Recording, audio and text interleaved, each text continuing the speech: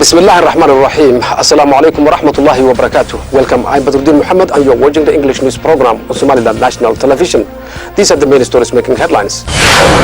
The Ministry of Civil Aviation and Air Transport have officially announced the launch of more than 20 developmental projects.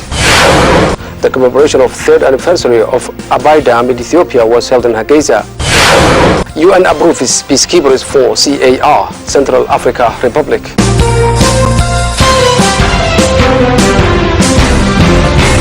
The Somaliland Ministry of Civil Aviation and Air Transport has officially announced the launch of more than 20 developmental projects. This was after members of Somaliland cabinet ministries, including the Ministries of Civil Aviation and Air Transport, Public Housing and Minister of State of Presidency, paid a visit to Igal International Airport. The Minister of Civil Aviation and Air Transport has officially announced the launch of more than 20 developmental projects. This was after members from Somaliland cabinet ministries, including the Ministries of Civil Aviation and Air Transport and Minister of Public Housing and the Minister of State of Presidency, paid a visit to Igal International Airport. The Minister of Aviation and Air Transport, along with other ministers, took a tour in the airport and visit sites where the development projects are implemented. The projects are including extension of terminals and procurement of additional security facilities. After the tour, the Minister of Aviation and Air Transport held a press conference discussing these development projects, where he touched on the progress made for the last 6 months.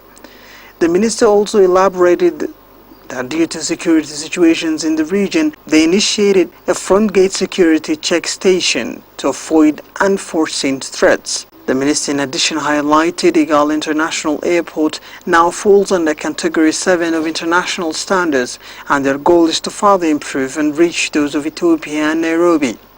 The commemoration of 3rd anniversary of Abai Dam in Ethiopia was held in Hargeisa. The event was organized at Ethiopian Embassy in Somaliland and participated by members from Somaliland and Ethiopian businessmen.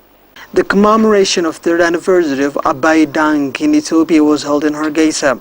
The event was organized by Ethiopian Embassy in Somaliland and participated by members from Somaliland and Ethiopian businessmen.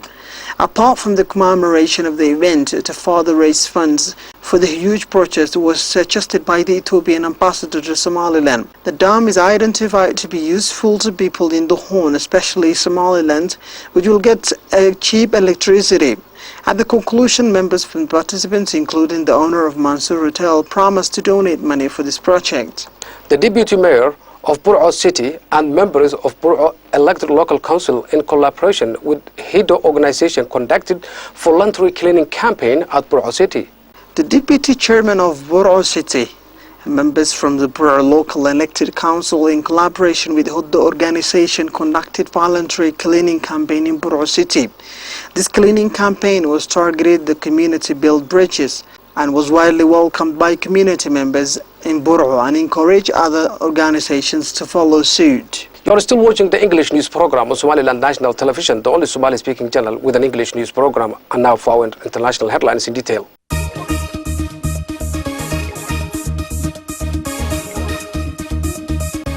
UN approves peacekeepers for Central Africa Republic. This report has Mohammed Salim.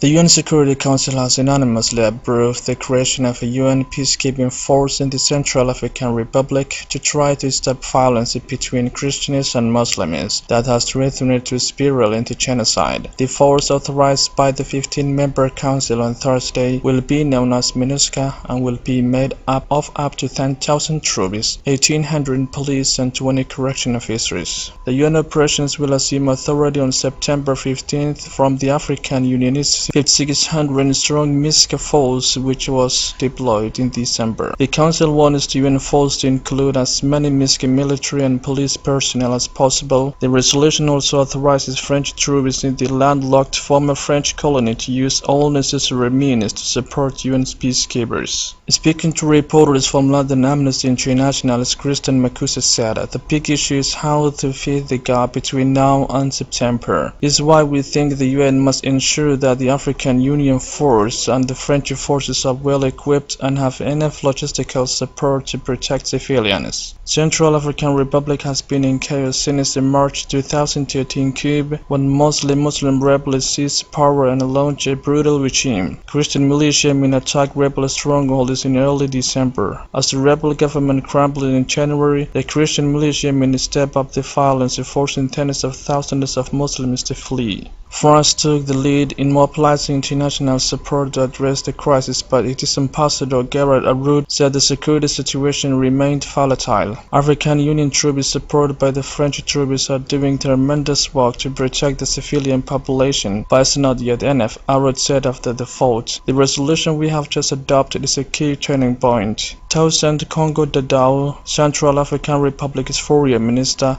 who urged the Council last month to send UN peacekeepers, thanked members for adopting the resolution. He said it lays the foundation for a solution and a way out of the crisis. The Security Council wanted a strong mandate, and the resolution authorized the new UN force to protect civilians and support the disarmament of combatants and the restoration of peace and law and order. It also authorizes the mission to help investigate violations of human rights and humanitarian law by armed groups and arrest alleged perpetrators.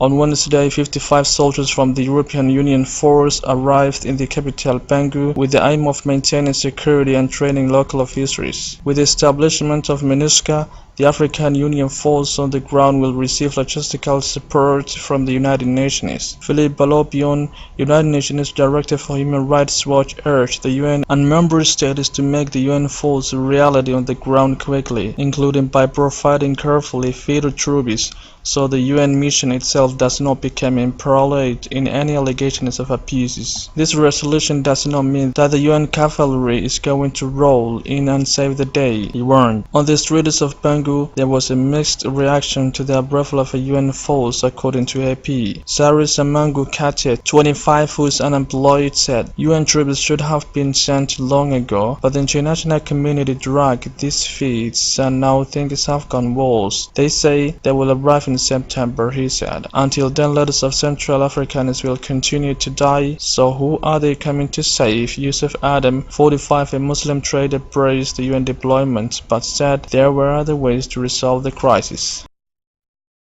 That is the end of our news. Thank you for watching.